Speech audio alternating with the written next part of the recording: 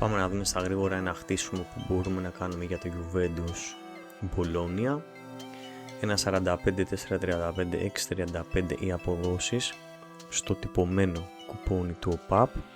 Ανήκει σε μια κλάση 0,23 για την Ιταλία. Βλέπετε ότι έχω 29 παιχνίδια δείγμα.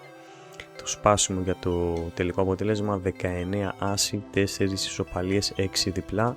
Βλέπετε το fair odds για τον άσο είναι στο 1,53, που σημαίνει ότι το 1,45 είναι κομμένο, θα λέγαμε. Το πρώτο λόγο τον έχει το σημείο του άσου, όμως δεν μπορούμε να αγνοήσουμε τις 4 και 6 εμφανίσεις στο χ και στο 2, οπότε δεν ξέρω πόσο πολύ μπορούμε να καλυφθούμε σε αυτό το παιχνίδι. Η μέση όρη τερμάτων βέβαια είναι στο 2,28 και 0,97 για γηπεδούχους και φιλοξενούμενους αντίστοιχα. Πρώτο σημείο το goal 17 επαληθεύσεις, το no goal 12 και στο όριο των 2,5 τερμάτων βλέπετε ότι το over 2,5 είναι ένα πάρα πολύ δυνατό σημείο.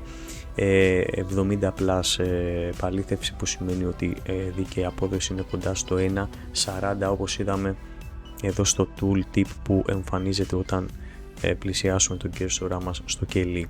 Οπότε πάμε να ξεκινήσουμε το χτίσιμο. Juventus Bologna λοιπόν.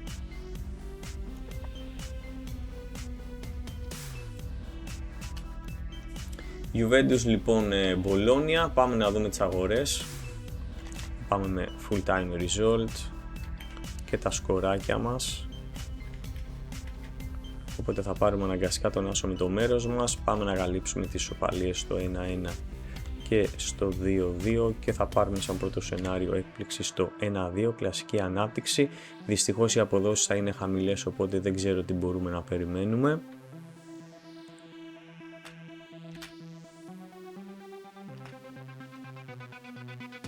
Θα δούμε τι θα μας πούν οι αγορές.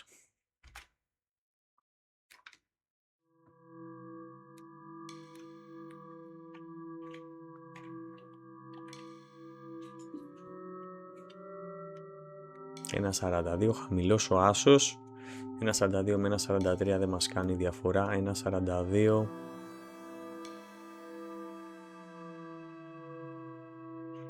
Κοιτάξτε πως προμοντάρουν τα παρολί, τέλος πάντων. Όχι, εγώ δεν πάω σε παρολί. Εγώ θα παίξω με την δική μου μέθοδο.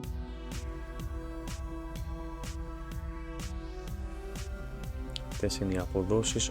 8,5, 1.43, 1.42. 8,5, 19 και 21. 8,5, 19 και 21.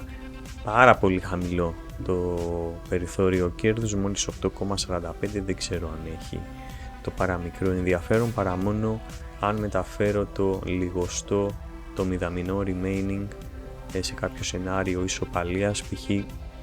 στο 1-1 μόνο. Δεν μπορώ να σκεφτώ κάτι άλλο και να πάμε για ένα 66%.